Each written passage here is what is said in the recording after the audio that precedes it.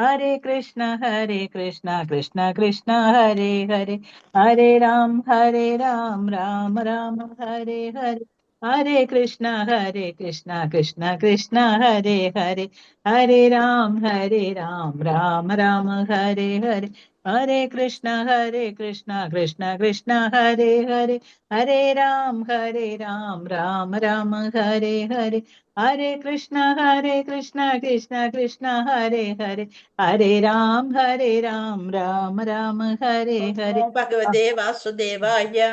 ഓം നമോ ഭഗവതേ വാസുദേവായ. ഓം നമോ ഭഗവതേ വാസുദേവായ. ഓം അജ്ഞാനതിമിരാന്ധസ്യ ജ്ഞാനാഞ്ജനശലാകയാ ചക്ഷുരുന്മീലിതം യേന തസ്മൈ ശ്രീഗുരവേ നമഃ. ശ്രീചൈതന്യമനോഭീഷ്ടം സ്ഥാപിതം യേന ഭൂതലേ സ്വയം രൂപകഥാ മഹ്യം ദദാതി സ്വപദാന്തികം. വന്ദേഹം ശ്രീഗുരോൻ ശ്രീയുതപദകമലം ശ്രീഗുരോൻ വൈഷ്ണവാംശ ശ്രീരൂപം സാഗ്രജാതം സഹഗണ രഘുനാഥാന്യതം തം സജീവം സാദ്വൈതം സാവധൂതം പരിജന സഹിതം കൃഷ്ണ ചൈതന്യദേവം ശ്രീരാധാകൃഷ്ണപാദാൻ സഹഗണ ലളിത ശ്രീ വിശാഖാന്യതാംശ.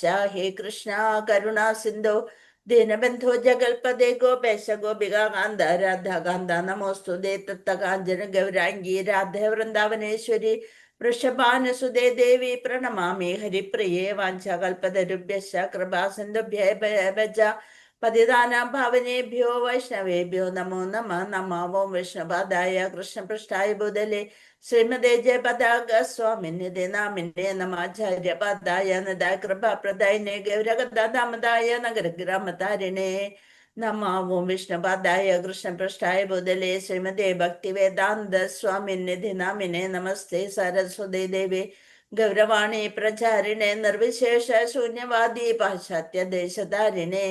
ജയ ശ്രീകൃഷ്ണ ചൈതന്യ പ്രഭു നിത്യാനന്ദ ശ്രീ അദ്വൈത ഗദാധര ശ്രീവാസാദി ഗൗരഭക്തവന്ദ.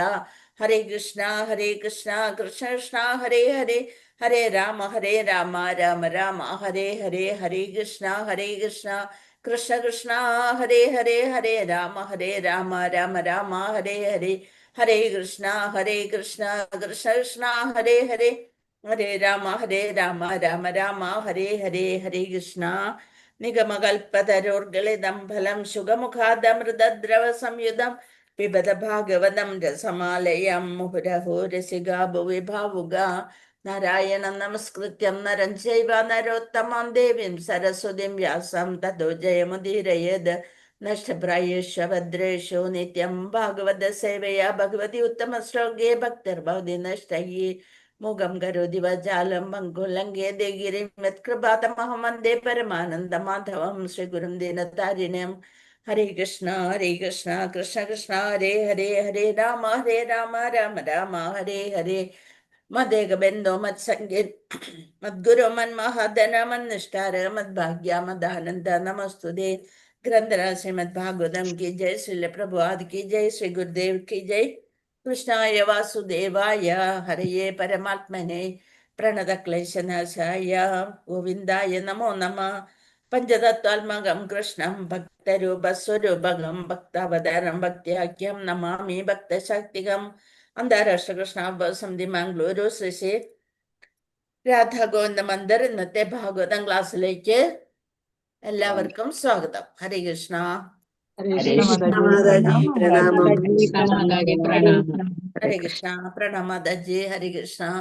നമ്മള് സ്കന്ദൻ 2 അധ്യായം 2 ശ്ലോകം 6 പോയിക്കൊണ്ടിരിക്കുന്നത്. അതായത് യോഗി തന്റെ മനസ്സിനെ സ്ഥിരമാക്കിയ ശേഷം സ്വന്തം ഹൃദയത്തെ പരമാത്മാവായി സ്ഥിതി ചെയ്യുന്ന ഭഗവാനെ ഭജിക്കണം. ഭഗവാൻ എങ്ങനെയുള്ളതാണ്? അനന്തനും സർവശക്തനുമാണ്. അവിടുത്തെ ഭജനത്തിലൂടെയാണ് നമുക്ക് ജനന മരണ ചക്രത്തിന്റെ കാരണം. അത് അവസാനിക്കുന്നത് ഭഗവാനെ ഭജിക്കുന്നതിലാണ്. അപ്പൊ ഓരോ ജീവനും ആരെയെങ്കിലും സേവ ചെയ്തുകൊണ്ടേയിരിക്കണം, അല്ലെ? പക്ഷെ നമ്മൾ കുടുംബമായാലും ധനം, ജോലി, രാജ്യം ഇതിനൊക്കെ സേവിക്കുന്ന തോന്നുമ്പോഴും ഇതൊന്നും ശാശ്വതമല്ല. ജീവന്റെ യഥാർത്ഥ സ്വഭാവം എന്താണ്? ഭഗവത് സേവ, കൃഷ്ണ സേവയാണ് നമ്മുടെ ജീവന്റെ യഥാർത്ഥ സ്വഭാവം. കൃഷ്ണൻ എല്ലാവരുടെയും ഹൃദയത്തില് പരമാത്മാവായി വസിക്കുന്നു എന്ന് ഭഗവത്ഗീതയിൽ തന്നെ പറഞ്ഞിട്ടുണ്ട്. അങ്ങനെയുള്ള മനസ്സ് ഭഗവാനിൽ ഉറച്ചാല് മായയുടെ സേവനം ക്രമേണ നമ്മൾക്ക് അവസാനിപ്പിക്കാനും യഥാർത്ഥ സന്തോഷം നൽകുന്ന ഭഗവത് സേവനത്തിൽ മനസ്സിനെ ഉറപ്പിക്കാനും സാധിക്കും. അതാണ് അടുത്ത ശ്ലോകത്തിലൂടെ നമ്മൾ മനസ്സിലാക്കണേ. ഏവം സ്വചിത്തേ സ്വത ഏവ സിദ്ധ ആത്മാ പ്രിയോർത്ഥോ ഭഗവാനന്ദ തം നിർവൃതോ നിയതാർത്ഥേ ഭജേതേ സംസാര ഹേതു പരമശ്ച യത്ര. അത് വായിക്കുമ്പോൾ തന്നെ നമുക്ക് മനസ്സിലാവുന്നുണ്ട് അല്ലെ. ഏവം സ്വചിത്തേ, ഒരുവന്റെ ഹൃദയത്തിനുള്ളിലുള്ള സ്വത ഏവ സിദ്ധ ആത്മാ പ്രിയോർത്ഥോ ഭഗവാൻ അനന്ത തം നിർവൃതോ നിയതാർത്ഥേ ഭജേത സംസാരഹേതു പരമശ്ച യത്ര. അപ്പൊ ഏവം ഇപ്രകാരം സ്വചിത്തേ, സ്വഹൃദയത്തിൽ തന്റെ സ്വന്തം ഹൃദയത്തിനുള്ളിൽ സ്വതഹ അധികാരത്താൽ ഏവ തീർച്ചയായും ദഹ മായി വെളിപ്പെടുത്തി കാട്ടിയ ആത്മാ പ്രിയഃ പ്രിയപ്പെട്ട അർത്ഥഃ അർത്ഥം ഭഗവാൻ പരമദിവ്യോത്തമ പുരുഷൻ നന്ദഃ അനന്തം തം അദ്ദേഹത്തിന് നിർവൃതഃ എന്ന ലോകത്തിൽ നിന്ന് വേർപെടുത്തപ്പെട്ട നിയത നിത്യമായ നേട്ടം ഭജേതഃ ആരാധിക്കണം സംസാര ഹേതു സംസാര ഹേതു ഒരു അസ്തിത്വത്തിന്റെ ബദ്ധാവസ്ഥയ്ക്ക് കാരണം ഉപരമഃ എത്ര ഏതിൽ വർത്തനം ഭാവാർത്ഥം ശല്യപ്രഭുവാദ് ജയ് ശല്യപ്രഭുവാദ്. ഒരുവൻ അപ്രകാരം സ്ഥിരീകൃതനായിട്ട് സ്വന്തം ഹൃദയത്തിനുള്ളിൽ സ്ഥിതി ചെയ്യുന്ന പരമാത്മാവിന് നിശ്ചയമായും സേവനം സമർപ്പിക്കണം. ആദ്യം വിരാട് പുരുഷ രൂപത്തിൽ ധ്യാനിക്കണം. അത് കഴിഞ്ഞിട്ട് നമ്മള് ഭഗവാന്റെ ചതുർഭുജ രൂപത്തില് ആണ് നമ്മുടെ ഉള്ളിൽ പരമാത്മാവായിട്ടിരിക്കണം. അപ്പൊ അതിനെ സ്വന്തം ഹൃദയത്തിനുള്ളിൽ ചെയ്യുന്ന പരമാത്മാവിന് നിശ്ചയമായും സേവനം സമർപ്പിക്കാം. ഭഗവാൻ അദ്ദേഹത്തിന്റെ നിസ്സീമ അധികാരത്താൽ ഏവരുടെയും ഹൃദയത്തെ പരമാത്മാവായി കുടികൊള്ളുന്നു. എന്തെന്നാൽ അദ്ദേഹം സർവശക്തനായ പരമദിവ്യോത്തം പുരുഷനും ശാശ്വതനും അനന്തനും അമേയനുമായിരിക്കുന്നു. നമുക്ക് അളക്കാൻ സാധിക്കാത്ത അത്ര ഐശ്വര്യ സമ്പൂർണനാണ് പരമാത്മാവ്. ജീവിതത്തിന്റെ ആത്യന്തികമായ ലക്ഷ്യം എന്താണ്? ഭഗവാനെ പ്രാപിക്കലാണ്. നമ്മുടെ ആത്യന്തികമായ ലക്ഷ്യം ഭഗവാനാകുന്നു. മാത്രവുമല്ല, അദ്ദേഹത്തെ ആരാധിക്കുന്നതിലൂടെ ഒരുവനെ അസ്തിത്വത്തിന്റെ ബദ്ധാവസ്ഥയ്ക്ക് ഹേതുവായതിനെ അവസാനിപ്പിക്കാൻ കഴിയും. അപ്പൊ ഭഗവാന് സേവയില് നമ്മൾ ഏർപ്പെടുന്തോറും നമ്മൾ ഈ കുരുക്കുകളിൽ നിന്ന് നമ്മളെപ്പോഴും മറ്റുള്ളവരെ സേവിച്ചുകൊണ്ടിരിക്കുകയാണ്. ജോലി കിട്ടിയാല് ഉദ്യോഗസ്ഥന്മാരെ, മേലുദ്യോഗസ്ഥന്മാരെ, കമ്പനിയുടെ ആൾക്കാരെ, അങ്ങനെ അതേപോലെ ഏതായാലും ഒരു കുടുംബശ്രീയിലുള്ള ജോലി ആയാലും അതിന്റെ മേലധികാരികളെ നമ്മൾ സന്തോഷിപ്പിച്ചുകൊണ്ടേയിരിക്കണം. ഒന്നുമില്ലെന്നുണ്ടെങ്കിൽ അവരെ പുകഴ്ത്തിക്കൊണ്ടിരിക്കുകയും വേണം. അതുപോലും ചെയ്യണം. അപ്പൊ അങ്ങനെയാണ്. അതേസമയം നമ്മൾ എന്ത് ചെയ്യണം? ഭഗവാനെ ആരാധിക്കുന്നതിലൂടെ ഒരുവൻ അസ്തിത്വത്തിന്റെ നമ്മളുടെ ശരിയായ ബദ്ധാവസ്ഥയ്ക്ക് ഹേതുവായതിനെ അവസാനിപ്പിക്കാൻ കഴിയും. എന്താണ് ബദ്ധാവസ്ഥയ്ക്ക് ഹേതു? ബദ്ധാവസ്ഥയ്ക്ക് ഹേതു എന്താണ്? അജ്ഞാനവും പിന്നെന്താണ്? ഈ ഭൗതികാവസ്ഥയിൽ നമ്മൾ ഓരോരുത്തരെ സേവിച്ചുകൊണ്ടിരിക്കണം. അത് കുറേശ്ശെ അവസാനിപ്പിച്ച് നമ്മൾക്ക് ശരിയായ ലക്ഷ്യത്തിലേക്ക് നീങ്ങാനായിട്ട് ഭഗവാനെ നമ്മൾ സ്മരിക്കുക. അപ്പൊ ഏറ്റവും ഭഗവത് സേവനത്തിന് 9 പടികളിൽ 9 എണ്ണത്തില് ഏറ്റവും പ്രധാനപ്പെട്ടതാണ് 3 എണ്ണം. ഇത് സ്മരണം, കീർത്തനം, ജപം, കീർത്തനം, സ്മരണം അല്ലെ. അത് ഹേതുവായതിനെ അവസാനിപ്പിക്കാൻ കഴിയും. ഭാവാർത്ഥം ഭഗവത്ഗീത 18:61 ദൃഢീകരിച്ചിരിക്കുന്ന പോലെ പരമദിവ്യോത്തമ പുരുഷൻ ശ്രേഷ്ഠൻ സർവത്ര പ്രവേശിക്കുന്ന സർവഗതനായ സർവവ്യാപിയായ പരമാത്മാവാണ്. എല്ലായിടത്തും ഭഗവാനുണ്ട് അല്ലെ. സർവവ്യാപിയാണ്. 18:61 പറഞ്ഞിരിക്കണ. അകൽ യോഗിയായ ഒരുവൻ എന്ത് വേണം?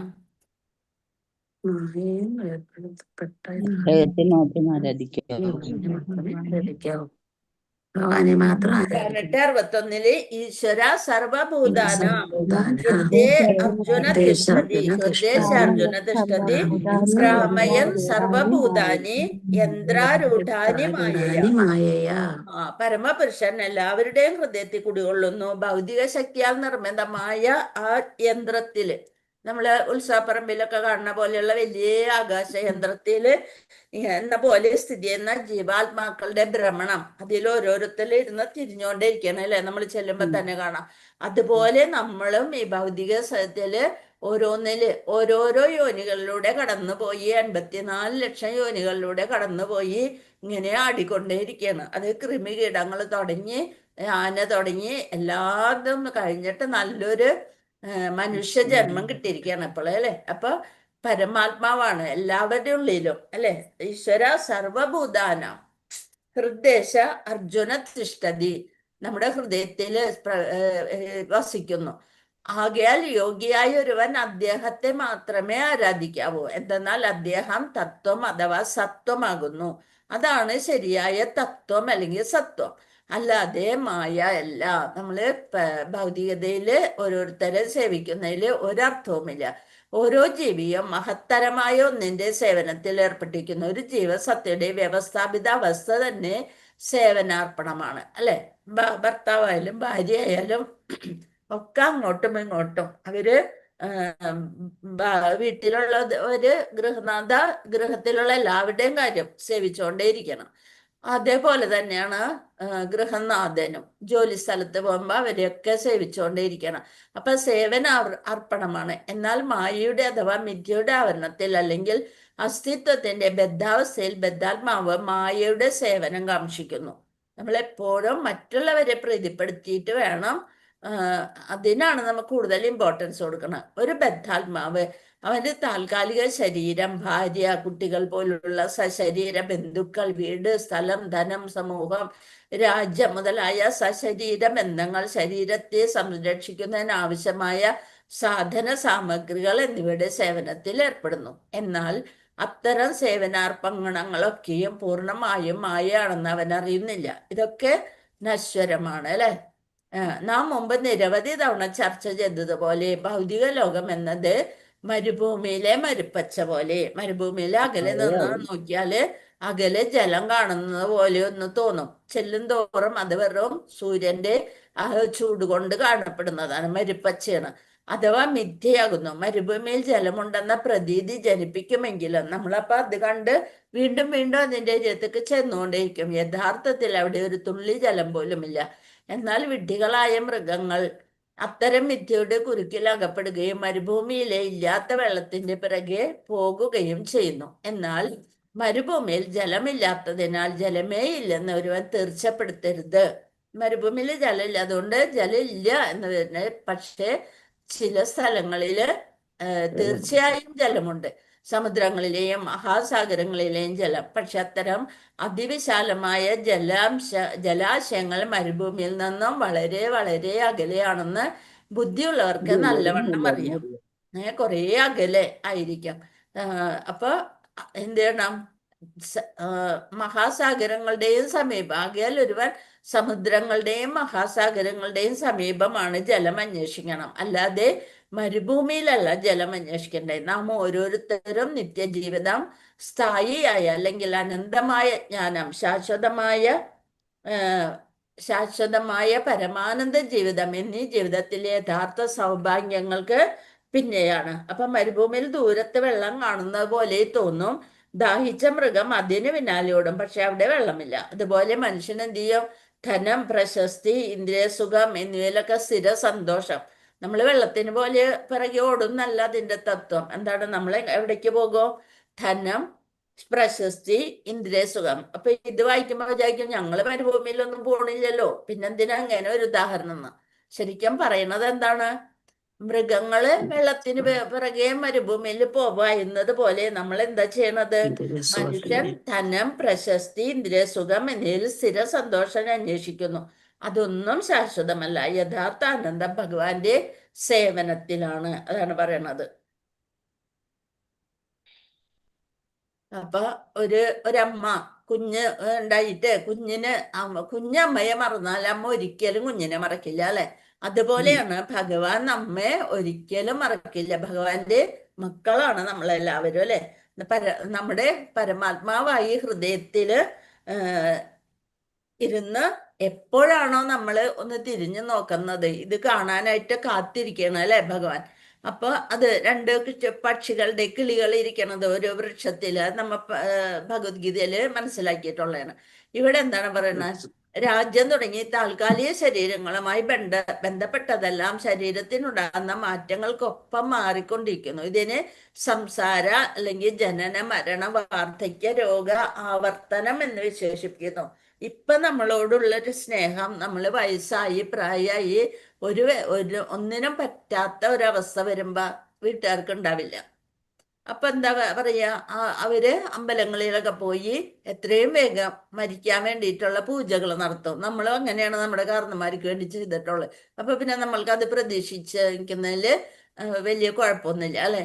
അപ്പൊ അതാണ് നമ്മളെ അപ്പൊ ആ ശരീരത്തിനുണ്ടാകുന്ന മാറ്റങ്ങൾക്കൊപ്പം ഓരോരുത്തരുടെ പെരുമാറ്റവും മാറിക്കൊണ്ടിരിക്കും.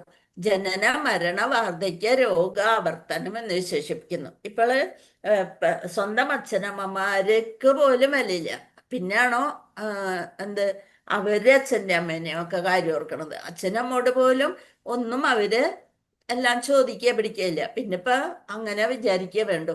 ജീവിതത്തിലെ എല്ലാ പ്രശ്നങ്ങൾക്കും പരിഹാരം കാണാൻ നാം ആഗ്രഹിക്കുന്നു. നമ്മളുടെ വിചാരം നമ്മളുണ്ടെങ്കിൽ എല്ലാ കാര്യങ്ങളും കൃത്യമായിട്ട് നടന്നു പോകും. എന്ത് പ്രോബ്ലം ഉണ്ടായാലും നമ്മളുണ്ടല്ലോ അത് നടത്താൻ പറ്റും. പക്ഷെ അതൊന്നും നടക്കണ കാര്യമില്ല. അതിനുള്ള മാർഗമൊന്നും നമുക്കറിയില്ല. ഇതിൽ നിർദ്ദേശിച്ചിരിക്കുന്ന എന്തെന്നാൽ ജനന മരണ ആവർത്തന ചക്രം, വാർദ്ധക്യം, രോഗം എന്നീ ജീവിത ക്ലേശങ്ങൾക്ക് വിരാമം ഇടാൻ ആഗ്രഹിക്കുന്ന ആരും പരമപുരുഷനായ പരമോന്നത ഭഗവാനെ ആരാധിക്കുക എന്ന പ്രക്രിയ നിശ്ചയമായും തെരഞ്ഞെടുക്കണം എന്നതാണ്. നമ്മൾ എന്ത് ചെയ്യണം? നല്ല കാലത്ത് തന്നെ നമ്മൾക്ക് ഭഗവാനിലേക്ക് അടുത്തുകൊണ്ടിരിക്കാം. ഭഗവത്ഗീത 18:65 എന്താ പറയുന്നത്?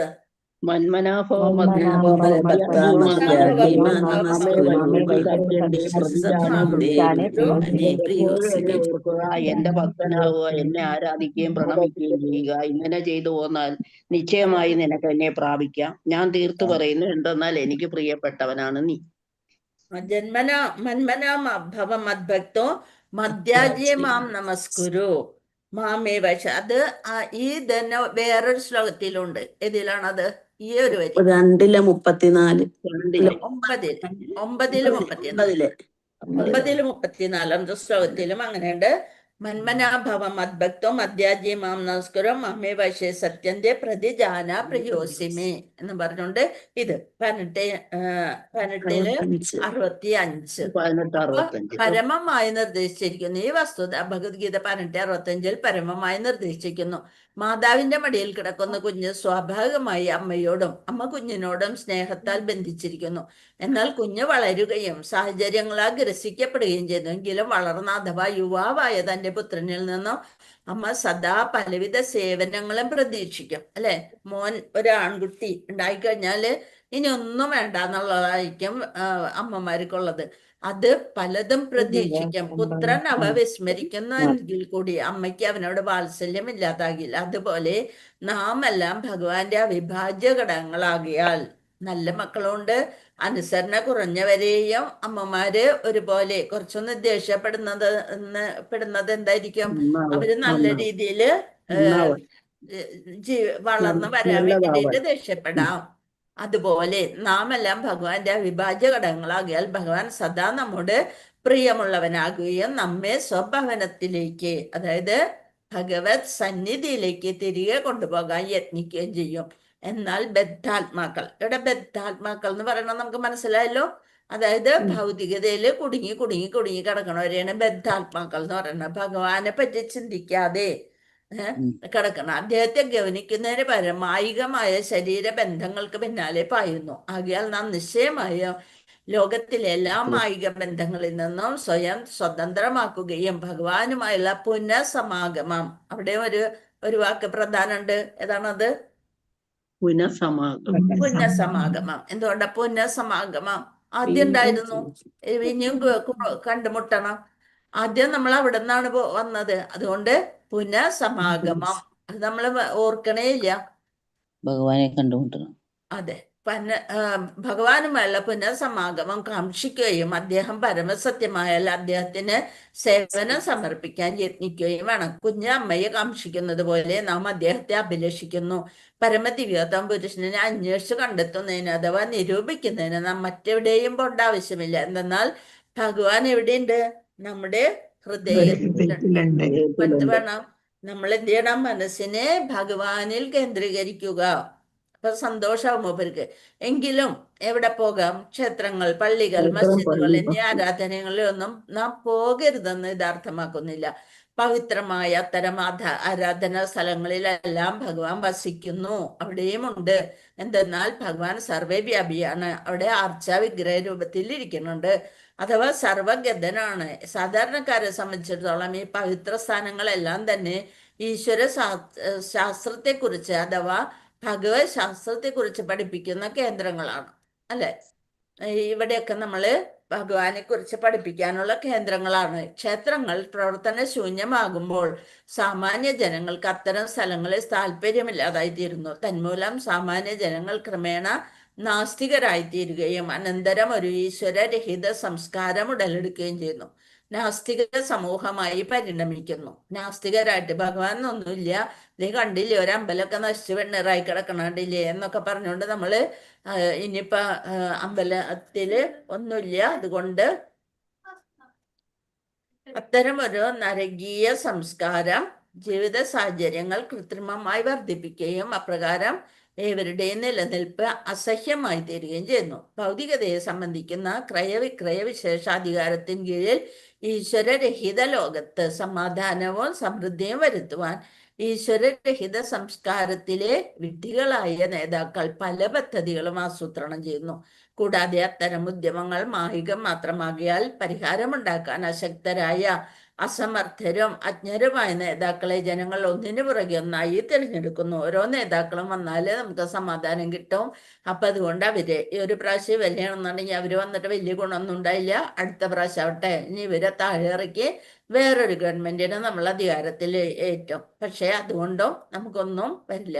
പരിഹാരമുണ്ടാക്കാൻ അശക്തരായ അസമർത്ഥരും അജ്ഞരുമായ നേതാക്കളെ ജനങ്ങൾ ഒന്നിനു പുറകെ ഒന്നായി തെരഞ്ഞെടുക്കുന്നു. ഈ ഈശ്വരരഹിത സംസ്കാരത്തിന്റെ വിധിവിരോധത്തെ അവസാനിപ്പിക്കാൻ നാം ആഗ്രഹിക്കുന്ന പക്ഷം ശ്രീമദ് ഭാഗവതം പോലുള്ള വെളിപ്പെട്ട ധർമ്മശാസ്ത്രങ്ങളുടെ മൂലതത്വങ്ങളെയും ഭൗതിക നേട്ടത്തെ യാതൊരു താല്പര്യവുമില്ലാത്ത ശ്രീ സുഖദേവ ഗോസ്വാമിയെ പോലെ ഒരു വ്യക്തിയുടെ നിർദ്ദേശങ്ങളെയും നിശ്ചയമായും സ്വീകരിക്കണം. അതാണ് താൽക്കാലിക വസ്തുക്കളേക്കാൾ നമുക്ക് എന്താ വേണ്ടത്? ശാശ്വതനായ ഭഗവാൻ ശ്രീകൃഷ്ണനെ ലക്ഷ്യമാക്കണം. നാമജപം, ഭാഗവത ശ്രവണം, സത്സംഗം എന്നിവയിലൂടെ ഹൃദയത്തിലെ പരമാത്മാവിനെ നമ്മൾക്ക് അനുഭവിക്കാനായിട്ട് സാധിക്കണം. ഹരേ കൃഷ്ണ. ശ്ലോകം 7.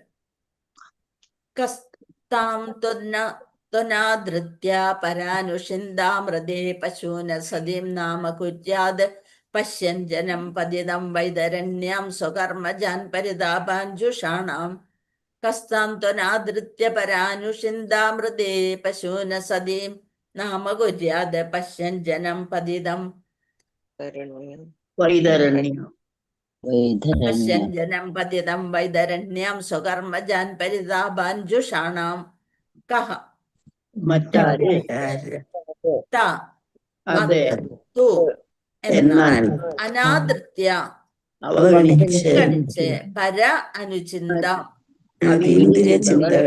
ഹൃദേ ഒഴികെ പശൂൻ ഭൗതികവാദികൾ അസതീം അസ്ഥിരത്തിൽ നാമ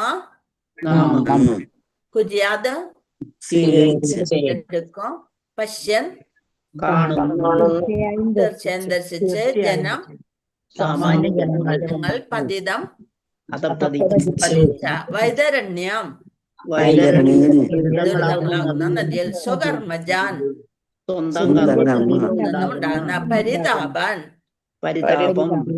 ജുഷാനം കവച്ചു വയ്ക്കും. നിലച്ചുവെക്കാതെ പിന്തുടരുകയാണ്. വിവർത്തനം ഭാവാർത്ഥം ശിലപ്രഭ ജയശിലപ്രഭ.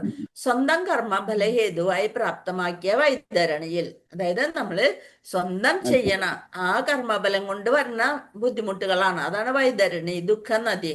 സാമാന്യ ജനങ്ങൾ അധപ്പതിക്കുന്നത് ദർശിച്ചിട്ടും അത്തരം അതീന്ദ്ര ചിന്തയെ അവഗണിക്കുകയും അസ്ഥിരമായ നാമങ്ങളിൽ മാത്രം പ്രിയം കൊള്ളുകയും ചെയ്യുന്നത് സ്ഥൂല ഭൗതികവാദികളല്ലാതെ മറ്റാരാണ്? അതാണ് നമ്മൾ വീണ്ടും ഓരോ നല്ല നല്ല സിനിമാ പാട്ടുകളും ഓരോരോ കവിതകളും അത് ഇതൊക്കെ നോക്കി ചൊല്ലിക്കൊണ്ടേയിരിക്കും. പക്ഷെ ഭഗവാന്റെ ആ കീർത്തനം അതൊന്നും നമ്മൾ ചെയ്യില്ല. അതൊക്കെ പ്രായമായി ഒരു ചെയ്യണേനെന്ന് പറഞ്ഞുകൊണ്ട് മാറ്റി നിർത്തും. അപ്പൊ അസ്ഥിരമായ നാമങ്ങളിൽ മാത്രം പ്രിയം കൊള്ളുകയും ചെയ്യുന്നത് സ്ഥൂല ഭൗതികവാദികളല്ലാതെ മറ്റാരാണ്? അപ്പൊ എന്ത് വേണം നമ്മള്? ചിലർ ദൈവം നിരാകാരനാണെന്ന് പറഞ്ഞുകൊണ്ട് ഭഗവാന് ദിവ്യമായ വ്യക്തിത്വവും രൂപവും ഉണ്ട്, അല്ലെ? അപ്പൊ യോഗത്തിന്റെ ലക്ഷ്യം വെറും മനസ്സ് ശൂന്യമാക്കലല്ല, ഭഗവാന്റെ ദിവ്യ രൂപത്തെ മനസ്സിനെ സ്ഥിരപ്പെടുത്തലാണ്. അപ്പൊ അതുകൊണ്ട് എന്ത് വേണം? ധ്രുവൻ വനത്തിൽ പോയി കഠിന തപസ് ചെയ്ത് ഭഗവാനെ ധ്യാനിച്ചു. ആദ്യം ഹൃദയത്തിലെ പരമാത്മാവിനെ ധ്യാനിച്ച് അദ്ദേഹം എന്ത് ചെയ്തു? പിന്നീട് ഭഗവാൻ നേരിട്ട് പ്രത്യക്ഷപ്പെട്ടപ്പോൾ ഹൃദയത്തില് ആ ധ്യാന രൂപം അപ്രത്യക്ഷമായി. കണ്ണ് തുറന്നപ്പോൾ എന്താണ്? ഭഗവാൻ തൊട്ടു മുമ്പിൽ നിൽക്കുന്നു. അപ്പൊ അതിനു മുമ്പ് എന്താ വിചാരിച്ചിരുന്നത്? കുറെ ധനം ചോദിക്കണം, അതൊക്കെ ചോദിക്കണം എന്ന്. പിന്നെയാണ് വിചാരിച്ചത്, അയ്യോ ഞാൻ ഓർത്തതൊക്കെ കുപ്പിച്ചില്ലുകളായിരുന്നല്ലോ, ഇതൊന്നല്ലല്ലോ ഞാൻ ആശിച്ചത് എന്ന് വിചാരിച്ച് ആണല്ലേ.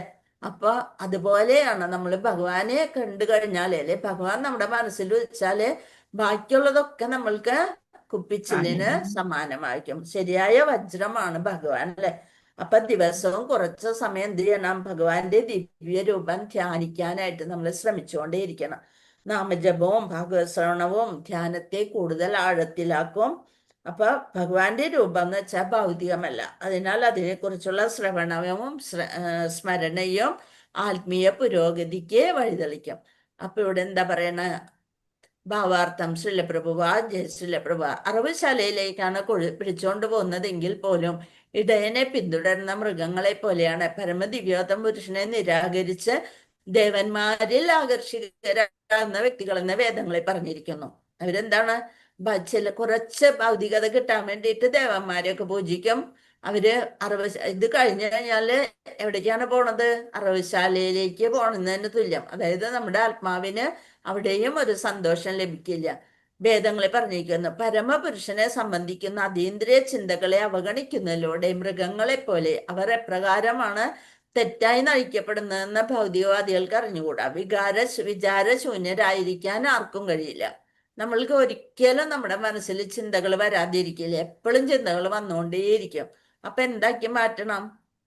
ഈ ധനലബ്ധിക്കും പിന്നെ അവരെന്നെ ഇങ്ങനെ പറഞ്ഞു, ഇവരെന്നെ അങ്ങനെ പറഞ്ഞു, അങ്ങനെയൊക്കെ ഉള്ള ചിന്തകൾക്ക് പകരം എന്താക്കണം?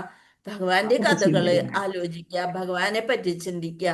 അലസമായ മനസ്സ് ചെകുത്താന്റെ പണിപ്പുരയാണെന്ന് പറഞ്ഞിരിക്കുന്നു. എന്തെന്നാൽ ഉചിതമായ രീതിയിൽ ചിന്തിക്കാത്ത ഒരുവൻ അനർത്ഥം ക്ഷണിച്ചു വരുത്തുന്ന എന്തിനെങ്കിലും കുറിച്ച് തീർച്ചയായും ചിന്തിക്കുന്നു.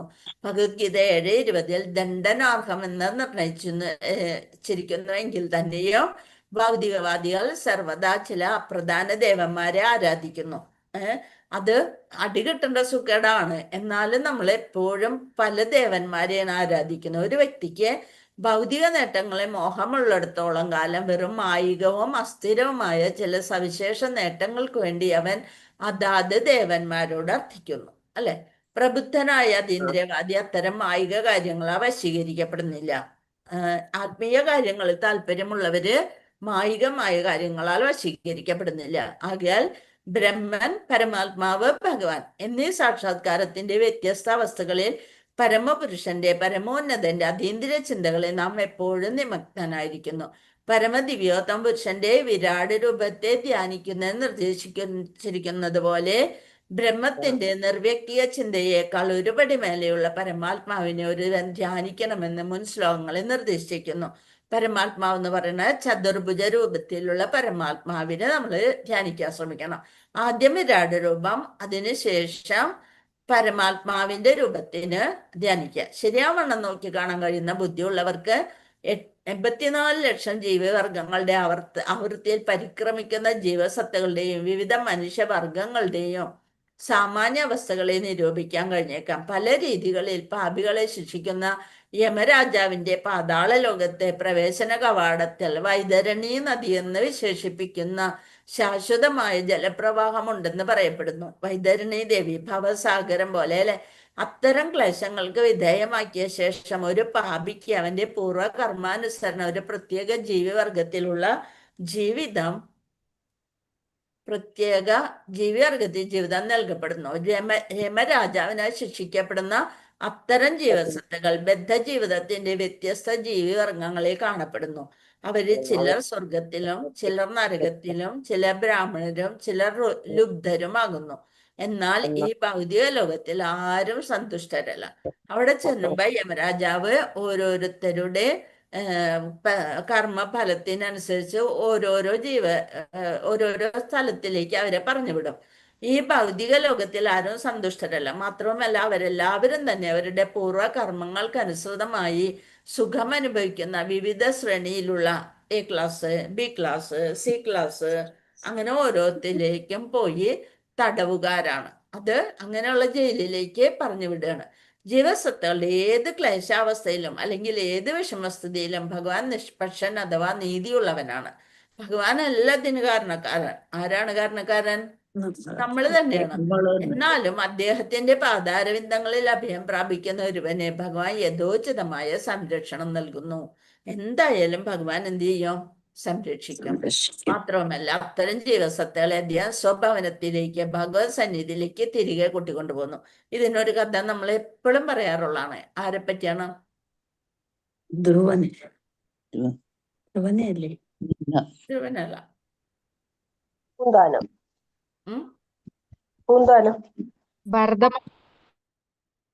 അല്ല. അവസാന കാലത്ത് നാരായണ എന്നൊരു വാക്ക് മാത്രം.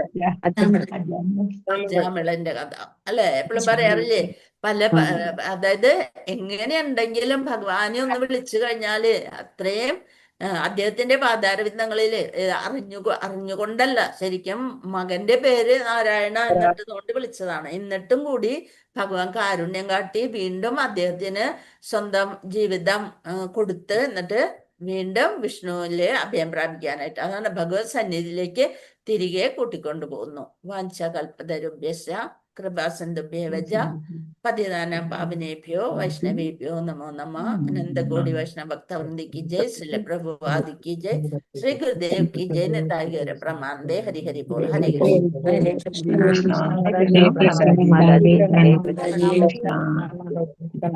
അപ്പൊ ഭഗവാൻ എപ്പോഴും സ്മരിച്ചോണ്ടിരിക്കുക. നമ്മളോടൊന്നും പറയേണ്ട ഒരു കാര്യമില്ല. നിങ്ങളൊക്കെ ടോപ്പ് മോസ്റ്റ് ആയിരിക്കുന്ന ആൾക്കാരാണ്. ഹരേ കൃഷ്ണ. മനസ്സൊക്കെ എവിടെയൊക്കെ ഓടിപ്പോവാണ്. ഹരേ